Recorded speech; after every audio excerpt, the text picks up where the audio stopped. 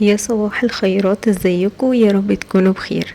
راجعه لكم فيديو جديد النهارده حلو جدا. هنعمل فيه مع بعض كيكه كده بالفواكه الموسميه، اي نوع فاكهه ينفع معاها. فواكه طبيعيه وحتى الفواكه المعلبه.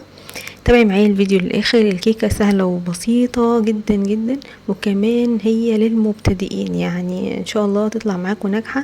بس مكوناتها مختلفه شويه، مش زي الكيكه العاديه اللي هي يعني ممكن تتعمل بمكونات زي مثلا زيت، هنستبدله بزبده عشان تدي طعم احلى. كمان هنعمل شويه تفاصيل كده ان شاء الله تعجبكم، وان شاء الله تنجح معاكم من اول مره تعملوها. يلا بقى لايك للفيديو واشتراك في القناة لو ما كنتيش لسه مشتركة، وفعلي الجرس على الكل علشان تشوفي كل الوصفات وكل الحاجات بقى اللي بنزلها هنا على القناة، وتبقي اخت من اخواتنا هنا على القناة. يلا بينا بقى نبدأ تفاصيل الكيكة هنعملها ازاي. اول حاجه هنبدا بيها في وصفتنا هي مقادير الكيكه بتاعتنا. معانا كوبايتين ونص من الدقيق المنخول كويس جدا، ومعانا كوبايه كبيره ومعلقه من السكر الخشن العادي، ومعانا كوبايه الا ربع من الزبده المذابه، وكمان معانا كوبايه من الحليب وبيضتين بدرجه حراره الغرفه، ومعلقه صغيره من الفانيليا، ومعلقه كبيره من البيكنج باودر. اول حاجه بنبدا بيها بنحط كل المواد السائله كده مع بعض في الخلاط. يعني احنا نستعمل الخلاط او اي ميكسر عندك يسهل عليكي الضرب اكتر من المضرب العادي. بس لو مش متوفر الخلاط ممكن تستعملي المضرب اليدوي، بس هتضربي كويس جدا وهتمكسي كل المكونات كويس جدا مع بعض علشان تمزجيهم وعلشان تحصلي على نتيجة حلوة، والكيكة تطلع معاكي هشة جدا وطرية، وكمان تضمني جودتها وتضمني ارتفاعها معاكي. هننزل كمان بالفانيليا. انا هنا مستعمله فانيليا سائله علشان الطعم بتاعها يكون قوي، علشان الكيكه بتاعتنا الاساس بتاعها ان هي كيكه فانيليا. هنبدا بقى ان احنا نخفق كل المكونات السائله كده مع بعض قبل لما نضيف السكر بتاعنا. لازم نمزجهم كويس جدا مع بعض علشان الزبده بتاعتنا تختفي في وسط المكونات بتاعتنا.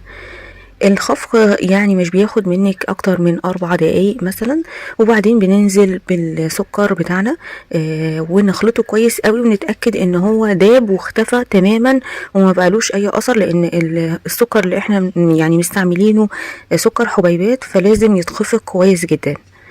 بنبدأ بقى ان احنا ننزل بالدقيق زي ما قلت لكم. هنا معايا كوباية ونص من الدقيق، هنبدأ ان احنا نخفقهم. طبعا انا هنا استعملت شلت السلاح بتاع الميكسر، وبعدين ابتديت اني اقلب بالمضرب اليدوي علشان خاطر الدقيق ما بينفعش ان احنا نخفق بالميكسر كده على طول، او ان احنا نخفق بالخلاط. لازم نصب الخليط بتاعنا في بولة ونبدأ نشتغل يدوي علشان خاطر الهواء بتاع الكيكة بتاعنا ما يطلعش منها. طبعا احنا بنخلي البيكنج باودر للاخر. انا كمان حطيت رشة ملح صغيرة جدا، نسيت اقول لكم عليها في المقادير. انا كنت حطاها مع الدقيق، وبعدين بنزل بالكوباية التانية للدقيق. انا هنا حطيت كوبايه ونص، ودي كوبايه التانية.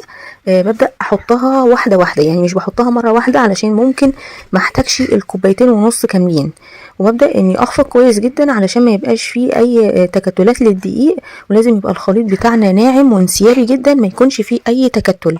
وبتضيفي دي وباحساسك انت بتقدري تتحكمي اذا كانت العجينه هتبقى ناعمه ومش محتاجه دقيق، ولا لسه سائله ومحتاجه دقيق منك.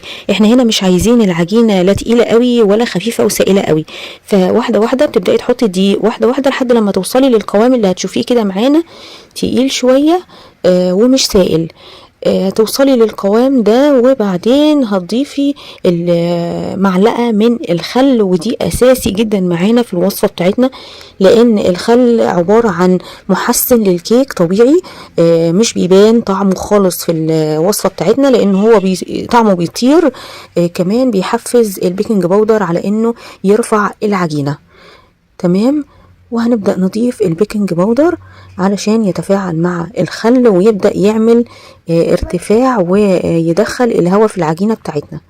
اول ما بتنزله بالبيكنج باودر ومع الخل بيبدأ يحصل فوران كده، تعرفي ان كده بيحصل تفاعل وان العجينة بتاعتك اخدت هواء كويس قوي. بتقلبي العجينة بالراحة خالص، انا هنا مسرعة شوية بس انتي بتقلبيها بالراحة خالص لحد لما يمتزج البيكنج باودر والخل مع العجينة. ونبدأ بقى نجيب الصينية بتاعتنا، اي نوع صينية عندك بتدخل الفرن عادي.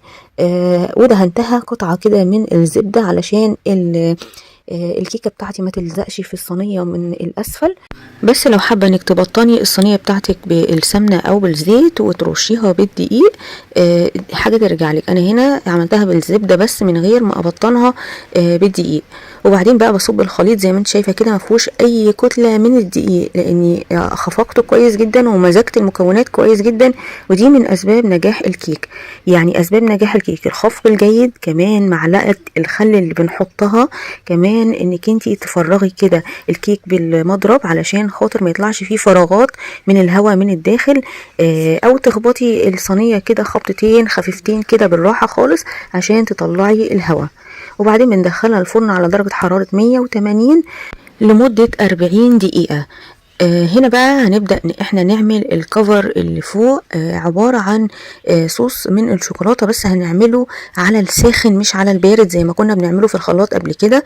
هنجيب كوباية من الحليب ونص كوباية من السكر الحبيبات، وكمان معانا مكعبين كبار من الشوكولاتة الدارك، ومعانا معلقتين كبار من الكاكاو الخام الاسباني، هو انضف كاكاو موجود، ومعانا معلقتين كبار من الزبدة، ووظيفتهم انهم بيدوا للصوص بتاعنا لمعة كده وشكل حلو جدا، واكيد طبعا بتدي طعم حلو قوي الزبدة لاي حاجة بتتحط فيها. هناخد كل المكونات كده نبدأ نقلبها ونحطها على النار، على نار هادية علشان خاطر الزبدة تسيح والشوكولاتة تسيح ويمتزج المكونات كلها مع بعض، علشان خاطر نحصل على خليط من الشوكولاتة يكون طعمه حلو. كده الكيكة بتاعتنا طلعت بعد 40 دقيقة. طبعا بنسيبها تهدى كده علشان خاطر نبدأ ان احنا نخرمها ونعمل فيها خروم صغيرة بأي خلة كده عندك، علشان الصوص بتاعنا يبدأ يدخل في كل الفراغات دي ويملى الكيكة بتاعتنا. بنبدأ ان احنا نخرمها خروم متباعدة كده عن بعض، وبعدين في الوقت ده هنسيبها تبرد شوية، وبعدين هنبدأ نجيب ربع كوباية من المية او الحليب، يفضل تكون مية، وبعدين هنحط عليها معلقة كبيرة من النشا. هنبدأ ننزل بيهم على صوص الشوكولاتة اللي احنا حاطينه على البوتاجاز على نار هادية، وبنقلبه ومش سايبينه علشان ما يتحرقش مننا. هنقلب معلقة النشا كويس جدا، ما نزودش في النشا عن معلقة، احنا مش عايزين نحصل على مهلبية، احنا عايزين بس الصوص يتقل مننا. هننزل بالمعلقة بتاعتنا بتاعت النشا اللي مدوبينها في ربع كوباية المية، هنقلبها كويس جدا وننزلها على الصوص بتاعنا وناخده على النار تاني نقلبه بتقليب مستمر. وبعدين لما يتقل معانا هنطفي عليه. هنجيب بقى الكيكة بتاعتنا ونجيب ربع كوباية من الحليب، هندوب فيها معلقة من السكر، وهنبدأ نسقي بيها الكيكة بتاعتنا وهي لسه دافية. هنسقي كيكة كويس بس مش ازيد من ربع كوباية علشان خاطر ما تعجنش مننا. لو حابة انك تستغني عن الخطوة دي مفيش مشكلة، بس هي هتطري معاكي الكيكة وتخليها زي الجاتو كده بالظبط، ما تبقاش ناشفة، وخصوصا الاحرف بتاعتنا ممكن تبقى ناشفة مننا. زي ما انتوا شايفين ده القوام اللي احنا عايزينه بتاع صوص الشوكولاتة، والطريقة دي اقتصادية جدا، بتخلي معاكي صوص شوكولاتة تقيل، مش محتاجة فيه كاكاو كتير زي ما كنا بنعمله على البارد في الخلاط، ولا بتحتاجي تحطي زيت، فبتوفر معاكي كتير. هنبدأ بقى ان احنا بعد لما الكيكة بتاعتنا هديت وكمان صوص الشوكولاتة نسيبه يبرد شوية، ونبدأ ننزل بيه على الكيكة بتاعتنا ونسويه كويس جدا، وندخله في الفراغات بتاعتنا بالسباتولا كده علشان الكيكة تشرب من صوص الشوكولاتة. وننزل الصوص بتاعنا كده على الجوانب، ونسقي الشوكولاتة بتاعتنا للكيكة ونديلها حقها. طبعا الصوص بتاعنا على قد حجم الكيكة بتاعتنا. انا هنا مستعملة الصينية بتاعتي 24 ده مقاسها. ممكن لو انت عاملة الخليط اكتر من كده ومضاعفاه اكتر من كده ممكن تزودي حجم الصينيه بتاعتك. بناخد بقى الكيكه بتاعتنا ونحطها في التلاجة تبرد، وفي الوقت اللي هي بتبرد فيه بنبدا نقطع سلايز كده من اي نوع فاكهه عندك. انا هنا مستعمله الفاكهه بتاعه الموسم، اكتر فاكهه موجوده هي الفراوله وكمان الرمان. ممكن تستعملي شوكولاته، ممكن تستعملي فورماسيل، ممكن تستعملي اي نوع للتجميل عندك. ممكن تعملي وردات من الكريم شانتيه التزيين، ده بقى حاجه ترجع لك انتي، بس انا عاملاها لك اقتصاديه وكمان عاملاها لك بالفواكه، والتزيين الفواكه بيبقى له طعم مختلف عن الكريمات. فهنا بزينها وهبدأ اني احط في النص كده واحدة كاملة من الفراولة مقطعاها زي 3 او 4 فتحات كده، مش للاخر، متصلين من النص علشان خاطر تدي شكل الوردة. وهنا دي حبات من اللولي من الشوكولاتة، طبعا بتتباع عند كل بتوع مستلزمات الحلواني، هنلاقي عندهم كل انواع التزيين للكيكات. طبعا انت بتشتري مثلا كمية صغيرة بتقعد معاكي فترة كبيرة، بتبدأي تزيني بيها كل مرة بتعملي فيها نوع من الحلويات للبيت عندك.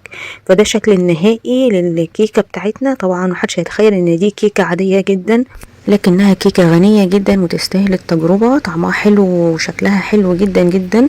طبعا اي يوتيوبر بتبدأ ان هي تعمل معاكو صنف من اصناف الحلويات، بتبدأ ان هي تدوقها تتأكد من جودتها قبل لما بتنزلها لكم، وتبدأ تتأكد من ان المقادير بتاعتها مظبوطة ولا لا، بتبدأ تتأكد من جودتها ولا لا.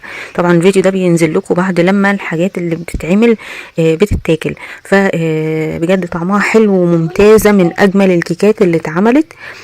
كل الكيكات اللي اتعملت قبل كده حلوة وممتازة جدا، لكن بأطعم مختلفة تماما عن الكيكة دي. كمان عايزة اقول لكم ان الكيكة المعمولة بالزبدة والبيض واللبن بتبقى طعمها مختلف تماما عن اي كيكة تانية معمولة بالزيت او بالسمنة. جربوها والوصفة حلوة قوي قوي. كمان عايزة اقول لكم ان الكيكة مش صفرة قوي كده، هي فاتحة شوية او بيضة شوية، لكن التصوير مغير لون الكيك. ولو عجبتكم بقى الوصفة بتاعتي بتاعت النهاردة، ما تنسوش تدعموني باللايك عشان يرفع الفيديو اكتر عدد ممكن يشوف الفيديو بتاعنا. وما تنسوش تشتركوا في القناة وتفعلوا زر الجرس على الكل علشان تشوفوا كل جديد بقدمه في قناتي. والسلام عليكم وباي باي.